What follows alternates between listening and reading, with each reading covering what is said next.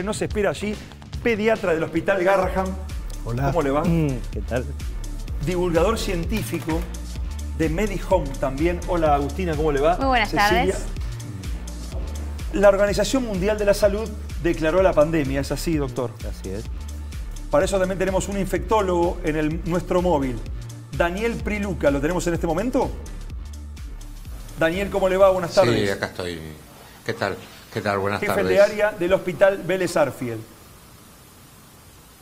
¿Cómo le va? Muy buenas tardes, doctor. Bueno, estamos todos muy buenas tardes para todos. Muy preocupados y atentos, y esto es un minuto a minuto prácticamente en todas las noticias que nos van llegando. Y nada, estamos realmente preocupados, y a la gente le asusta un poco la palabra pandemia. ¿Nos puede explicar un poquito de qué se trata? A ver, la pandemia no agrega más que un título a una situación de diseminación en distintas regiones del mundo. O sea que al extenderse a varios continentes y haber circulación local en varios continentes, deja de ser un brote epidémico como fue inicialmente en China, porque estaba limitado a China con el 98% de los casos, a una diseminación en distintas regiones del mundo. Eso no habla en sí mismo de mayor gravedad, sino de mayor diseminación por el mundo. Daniel, buenas tardes. Agustina Bassi lo saluda, también Buenas estoy tardes. con Cecilia Pirolo. ¿Qué cambió de ayer a hoy para que dejemos de hablar de una epidemia y pasemos a una pandemia? ¿Esto tiene que ver en lo formal con cantidad de países afectados, con cantidad de infectados en sí?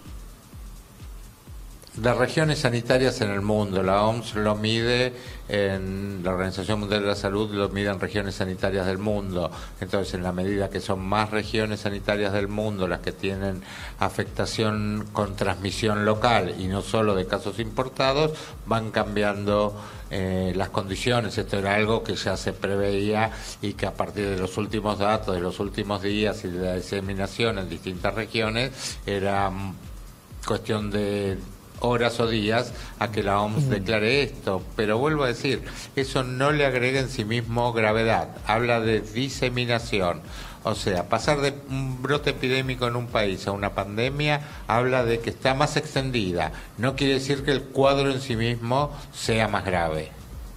Le vamos a hacer también una pregunta al doctor Silvestre, que nos está acompañando acá en el piso. Yo quería saber acerca de cómo actúa este virus en los chicos. Si es verdad que es un virus que es más afectado a los adultos y no tanto a la población más chica. Bueno, por suerte los niños en este caso son privilegiados. Respecto de este virus en particular, lo que se sabe hasta el momento es que la incidencia, o sea, la cantidad de niños que van a ser infectados por este virus es mucho menor que la población en adultos. No se sabe exactamente cuál es el motivo por el cual se infectan menos. Lo que sí es notorio y más importante, y me parece que es lo que la gente más tranquila tiene que estar en este caso en particular, es que la tasa de mortalidad, o sea, aquellos niños que sí se infectan, ¿sí? Las probabilidades de tener una enfermedad grave son bajísimas, ¿sí? Para que ustedes tengan un punto de comparación, las enfermedades emergentes en este momento en el país, en Sudamérica, dengue, sarampión, influenza, tienen una tasa de mortalidad muchísimo más alta en los niños específicamente que el tema del coronavirus. Así que eso es una cosa importante para destacar, ¿no? Se hablaba de que los niños eran portadores y que no tanto tenían el síntoma, ¿es así? Claro, exactamente. Por eso no se puede hablar respecto de la cantidad de niños infectados, no se puede saber exactamente, porque la mayor cantidad de los pacientes pediátricos van a tener el virus, pero no van a padecer la enfermedad. Entonces, en el día de hoy no sabemos exactamente cuántos niños infectados hay. Probablemente, se habla de una tasa del 3% en algunos medios. Sí, probablemente sea mucho mayor, digamos, la tasa de infección. Lo que pasa es que como son portadores asintomáticos, no los detectamos. O sea, sí es importante para tener en cuenta lo que es la diseminación del virus, ¿no? Pero Luca, ¿y de qué depende? Esto es una pregunta para el infectólogo que nos acompaña desde el móvil. Que el virus se manifieste de forma leve o grave, porque la gran mayoría de los casos es bastante moderado lo que produce, pero en otros ha provocado muertes. Esto depende del tipo de virus, porque también circuló que, según estudios chinos, había una cepa un poco más agresiva. ¿O depende del huésped, del paciente que lo aloje? Todas las enfermedades infecciosas son una combinación entre el huésped y el agente patógeno, sea un virus, una bacteria, etcétera. En este caso en particular, lo que sí se sabe hasta ahora es que algunos grupos de poblaciones, sobre todo vinculados con la edad, mayores de 60, 70 y sobre todo más de 80 años, y personas con lo que nosotros llamamos comorbilidades, que son enfermedades asociadas como diabetes, problemas coronarios, cardíacos o pulmonares, esas personas tienen más riesgo de hacer una forma grave.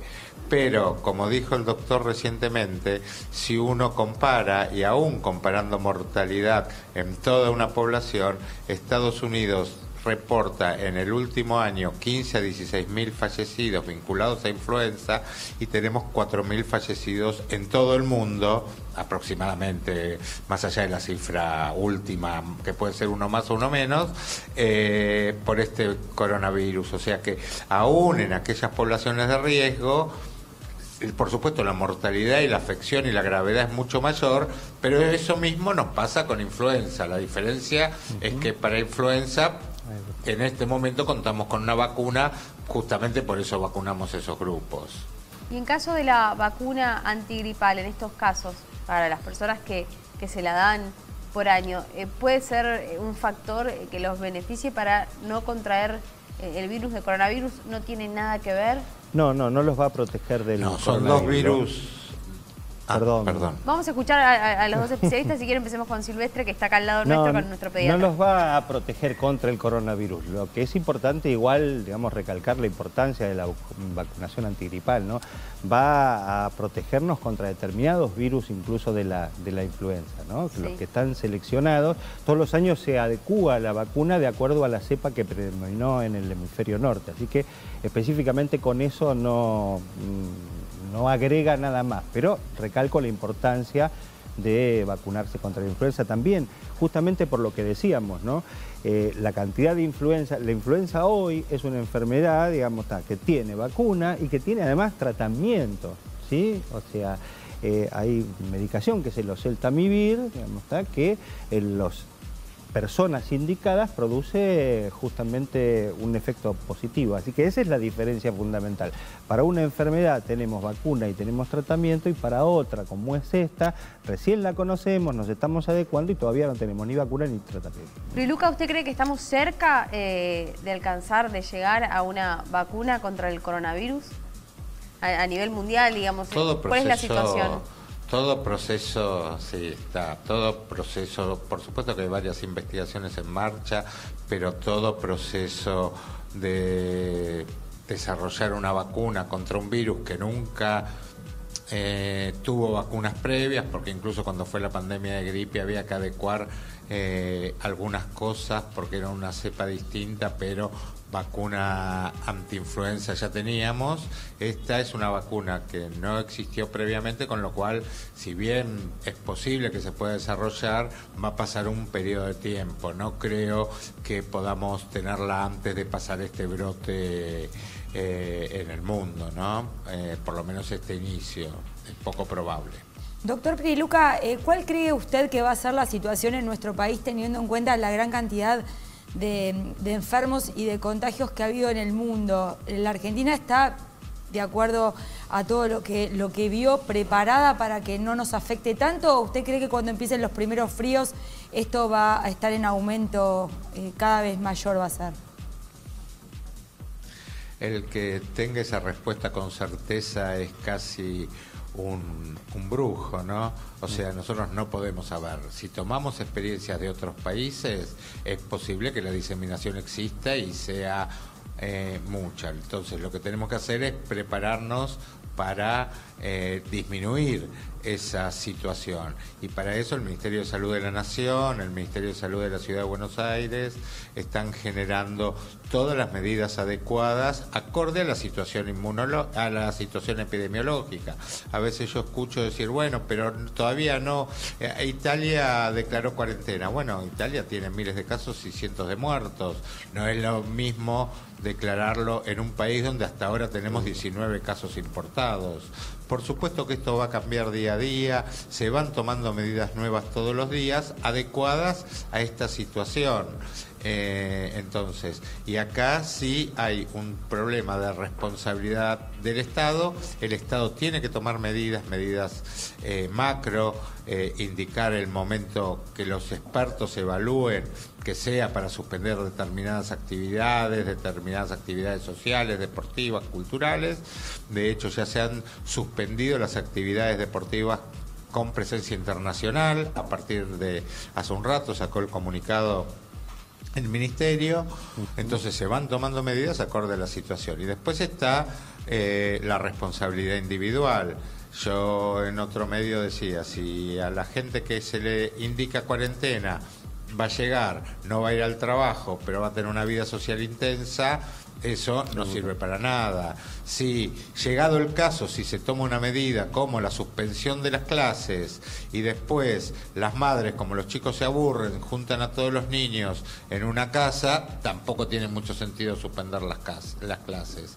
Entonces, cada medida se va adecuando. Hoy por hoy todavía somos un país sin circulación local, no hay ningún caso autóctono en nuestro país. Cuando los empiece a ver, que probablemente los haya, se tendrán que tomar nuevas medidas. Creo que lo importante es estar atento a los comunicados y a las resoluciones que toman los expertos, tanto del Ministerio de Salud de la Nación como del Ministerio de Salud de Ciudad de Buenos Aires en nuestro caso, que aparte están trabajando muy codo a codo. Los hemos visto a los ministros en las distintas conferencias de prensa cuando fueron los primeros casos, y seguir atentamente estas indicaciones. Muchísimas gracias, doctor Daniel Piluca. Sabemos que está en este momento trabajando, atendiendo pacientes, así que muchísimas gracias por dedicarnos unos minutos para aclarar un poquito más esta situación. Muchas gracias. No, al contrario, que tengan buenas tardes. Bueno, acá estamos, Eduardo, con esta situación que, como decíamos, también minuto a minuto se van conociendo nuevas cosas. En este caso, ibas a decir algo, Cecilia. No, porque algo que decía el doctor Piluca y que le quería preguntar al doctor Silvestre es así. O sea, muchas veces le dan cuarentena a un paciente para que se quede y, como decía, no va al colegio. Pero la madre la manda a otras actividades. A mí no me va a pasar, ¿no? En muchas cosas nos pasa a las personas en general, digamos eso. Lo que quería retomar también, me parece que es re interesante por ahí para transmitir a la gente, que nuestro sistema de salud está absolutamente preparado para afrontar esta problemática de la mejor manera, ¿no? Por supuesto que es absolutamente perfectible, pero se está trabajando desde el inicio y en cada uno de los lugares, estamos trabajando intensamente en equipo, ¿sí? Médicos, enfermeras, administrativos, personal de seguridad, para realmente afrontar adecuadamente esta etapa de contención, ¿no? Yo vengo acá ahora del hospital y justamente estuvimos reunidos un equipo multidisciplinario, desde el personal administrativo hasta el personal de seguridad, ensayando, ¿sí?, cómo hacer, digamos, está frente a un paciente que ingresa a la institución desde la puerta, porque además hay que proteger al personal que atiende a esta persona, ¿no? O sea, nosotros sabemos específicamente que los contagiados los dos médicos. Tal cual. Entonces, es interesante porque ustedes, miren, nosotros teníamos toda una normativa, pero esa normativa en los papeles es una cosa y en la práctica es otra, ¿no? Entonces estuvimos ensayando, digamos, ahí fuimos viendo errores que cometemos nosotros mismos que son fundamentales corregir, desde, por ejemplo, ponernos el barbijo adecuadamente, ¿sí? O lavarnos las manos adecuadamente. Entonces por ahí estamos pensando en cosas que van a demorar muchísimo tiempo, o más tiempo, la vacuna, el tratamiento específico, pero no reparamos en aquellas cosas que claramente están demostradas que tienen efecto beneficioso y que las secundarizamos, ¿no?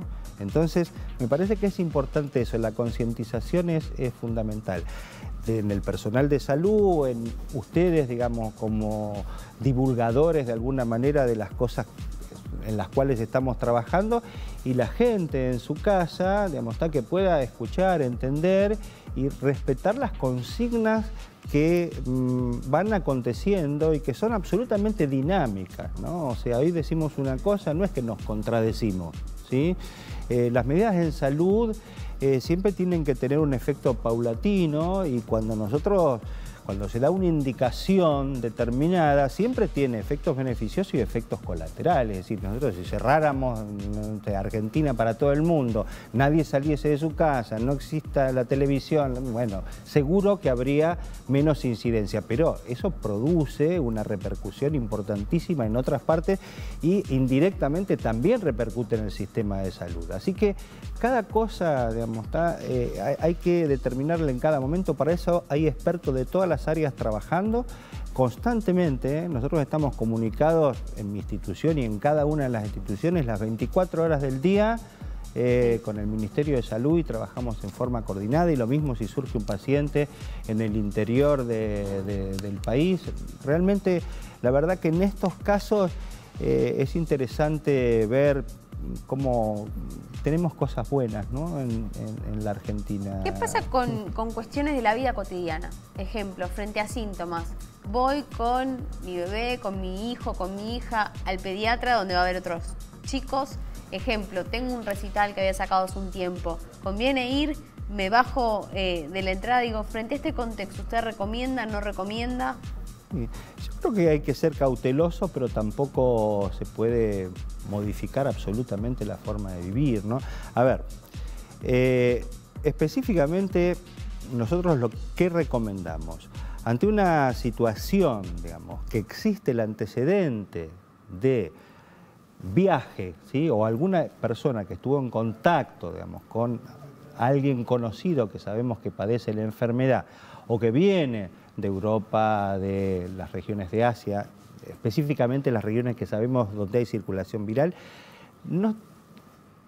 fundamentalmente con los niños, no moverse de su casa, comunicarse al 107, comunicarse al servicio de emergencia de su obra social, si tiene un sistema del prepago, para que específicamente un médico vaya al lugar, evalúe la situación inicial y no ande por todas partes esparciendo virus. Después, el médico en ese lugar determinará si es necesario trasladarse a un centro asistencial y con las medidas adecuadas, ¿sí? Lo que pasa es que en eso que usted dice, yo veo dos como inconvenientes. Uno es el periodo de incubación.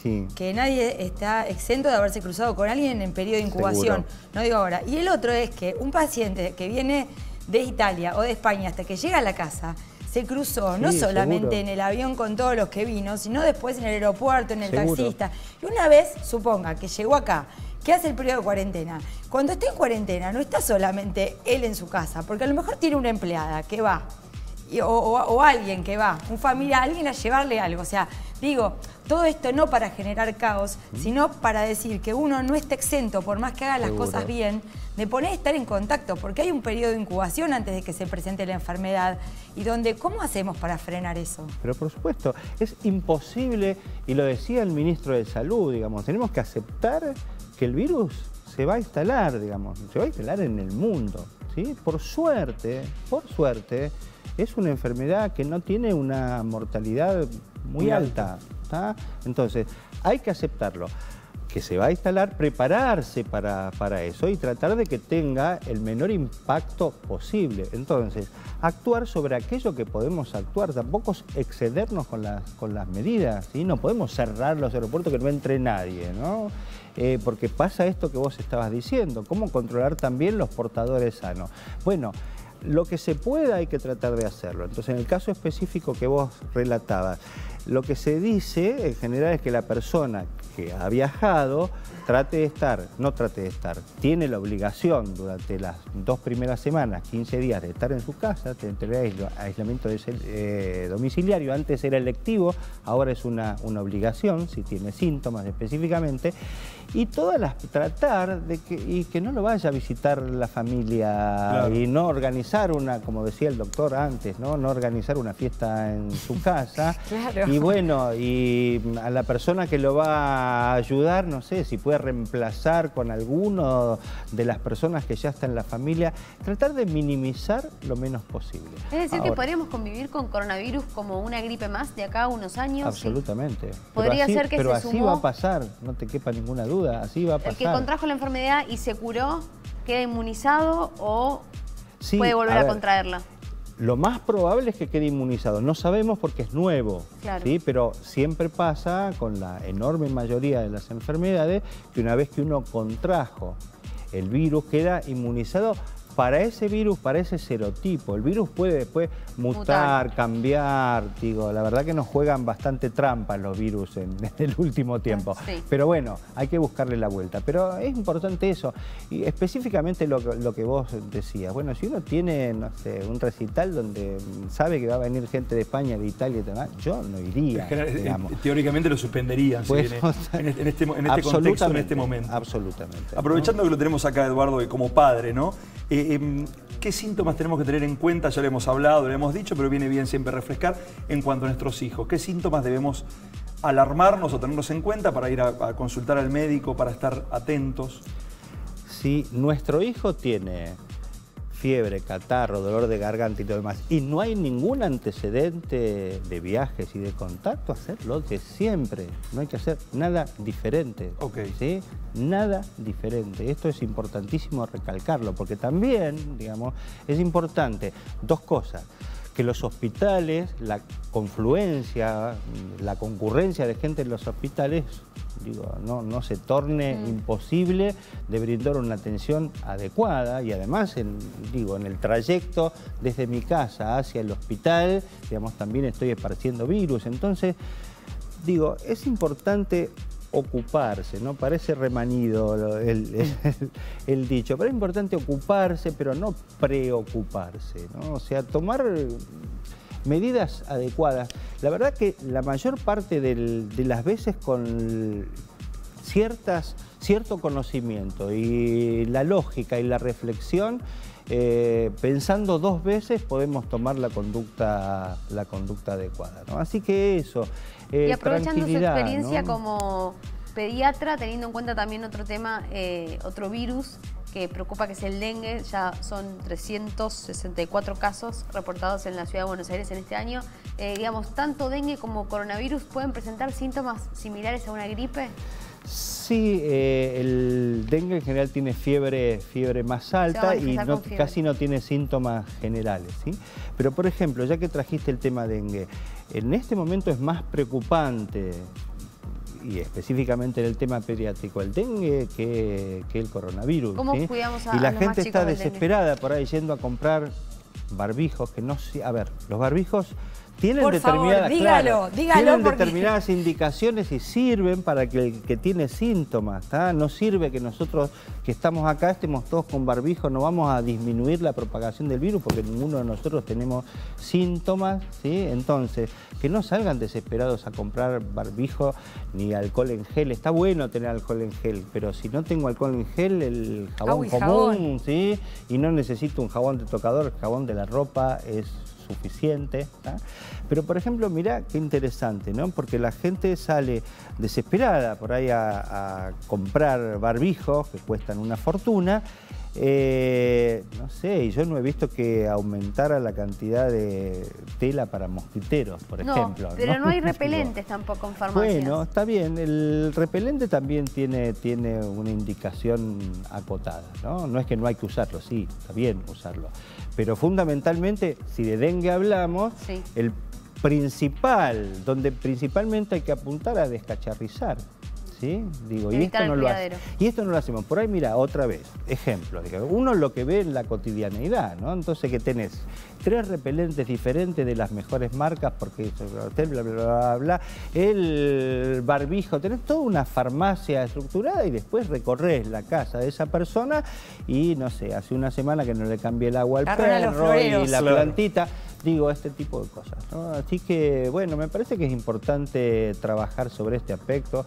Me parece interesantísimo lo que ustedes hacen, darnos tiempo para conversar sobre estas cosas. Nada, y que podamos reflexionar, pensar y, bueno, y actuar en consecuencia, ¿no? Muchísimas gracias, Eduardo, por tu tiempo. Bueno, gracias por invitarme. Muy bien, nosotros vamos a hacer una pausa agradeciéndole al doctor su presencia y aclarando tantos puntos. Y nos vamos viendo, mira esto, la Fontana di Trevi en Roma, 14 grados en este momento, 18:44 en este momento en Roma. No es una foto, ¿eh? Mirá.